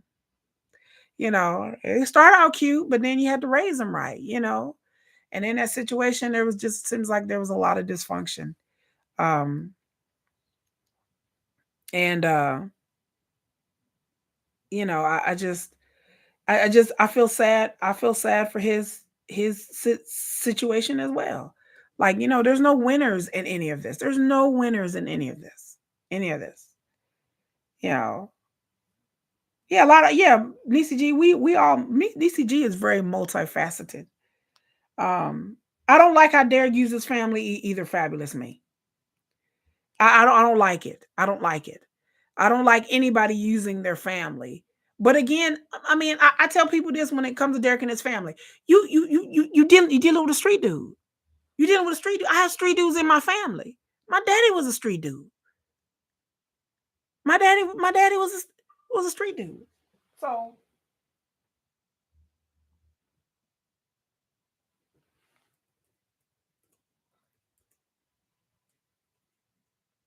you know, you know, you're dealing with a street dude. So you're not dealing with somebody that's thinking of like, you know, have a family that's functional. You're thinking of things in rational terms. You're dealing with the streets. You're dealing with somebody who thinks like a street. You know, I watched the first 48 episodes. I did too. I went back and watched it again. But you're dealing with somebody that's in the streets, and then people who have that street mentality, they on a hustle. I don't know how long Derek has did what he did. Supposedly since he was like 14, 13, 14 years old. How long was he on the streets? Like I told people, I said there are people who've never had any deep familial relationships. They have not had their family around them. They have never had no romantic relationship. They just did what they did and they've been running the streets since they was 12, 13 years old. And here they are 30 something years old. All they know is the streets. They've never had no one look after them, no one properly care for them. I mean, Derek, it seemed like he had a loving family around him, but then we don't really know. We don't know how long he was out there living that street life. And that street life is kill dog eat dog, kill or be killed. So who cares about your family? I'm trying to get this money. They'll get over it. Maybe it's that attitude. They'll get over it. Yeah, I'm gonna dog them out and say whatever, whatever, whatever, whatever, whatever. They'll get over it. I'll make this money. They'll understand. Just like when you get when you get locked up in prison. I'm out here doing my dirt, dealing dope, and then if I end up in prison, my family they'll be there, they won't be there, but they'll get over it. I'll get out of jail, they'll get over it. Like that's the attitude of a street hustler. Their grind and making their money is their priority, not your family. Derek was locked up for 9 years, locked up for a long time, y'all. I tell you that at the beginning of the video. 9 times is a long time to be locked up. You have a lot of time to think about what you want to do, how you got there, what you finna do when you get out, what you finna do, and how you finna hustle up some money. And obviously, I'm not saying Derek don't love. He loves his family. He's had these women send money to his family, so obviously he loves them and cares for them. But maybe you just expect your family to understand that it's a hustle and it's a grind, and you got to do what you got to do to come up on this money, and then everybody benefits from your come up. Elizabeth is benefiting. Monique is benefiting. Derek is benefiting. Man, he just feels like it's an equally like everybody benefiting. So he gonna do what he got to do. You know, that's just a street gang. You know, that's a street life. That's a street mentality, y'all. I've seen people I've seen people steal from their families. A lot of their families, all in the name of the street gang. You know, all in the name of I have to get this. I have to get this money. I have to go to my next hustle. So if I gotta steal your identity and tell the popo I'm you, then hey, they'll understand. They'll be mad now, but they'll get over it. If I gotta lie to you and borrow your car and be gone for a couple of days, there all these things have happened to me. I mean, personally with family. If I gotta lie to you and bring your car back the next day when I'm supposed to be back in an hour, they'll be mad, but they'll get over it. Because I always have my family. That no matter how mad we get at each other, that they're gonna come. I mean, they don't say that about me because Miss Kiki, I hold grudges. I just stop talking to you. I'll stop talking to my own family members. I've done it before. I don't give a fuck. But when you're dealing most of the time with family, y'all get mad at each other, and then a couple of months later, or even a year later, they'll be back speaking again. So I mean, that's how people think that they can shit on their family, but they'll always come back because. And then Derek may feel that way about Monique. I can lie to her and cheat on her and do whatever. We gonna make this money. She'll be all right. She ain't going nowhere. Which Monique is you can see she not going nowhere. Y'all see my microphone? Testing testicles. But anyway, I'm finna get out here. Thank Nisi G, GSP, Fabulous Me, Bobby, Leo Lion, everybody else that watches this. Um, allegedly. This whole video was covered by allegedly, and I hate to drone on about this shit about 2 hours. I said I'm gonna be here. I gotta go back to work, y'all. So I appreciate everybody being here. Yeah, like I said, I got all nice and dressed up for y'all this time to do this video because I figured, like, hopefully we get a bunch of likes and a bunch of comments, and we can get people watching this video and then people subscribing. Thanks to Geo, and according to Amber. And especially Geo, congratulations on his 10,000 because I know sometimes he comes in here and he watches my videos on the replay. And like I said, every time we do a subject, we do a live, we do something where we always get deep up in here. I'm not just reporting this shit. We out here living real life. You know what I'm saying? Like, I try to give y'all some content with substance, something personal. I always try to open up and share with y'all about my personal experience in my life and what I'm doing because I don't want to be a hypocrite. I don't want to be out here criticizing people and dragging people and talking about this and talking about that. And then I'm a total hypocrite and I'm not backing my shit up, or I'm talking out the side of my neck. I don't know what the fuck I'm talking about. So I always try to, give you guys some anecdotal evidence or some kind of story or something to add to along with, with these people. Because again, we don't know these people. Allegedly, we don't know what's going on or what's really happening. All this could be fake. All this could be real. We don't really know. All I know is how I feel in my opinion. These are just my opinions. Y'all don't get it twisted who are watching these videos. Y'all don't get it twisted. Don't get angry at me. Again, not trying to hurt nobody, just all for entertainment purposes. Okay, y'all? So y'all have a good day. Happy Thursday, everybody. And thank you guys for being here. Peace out.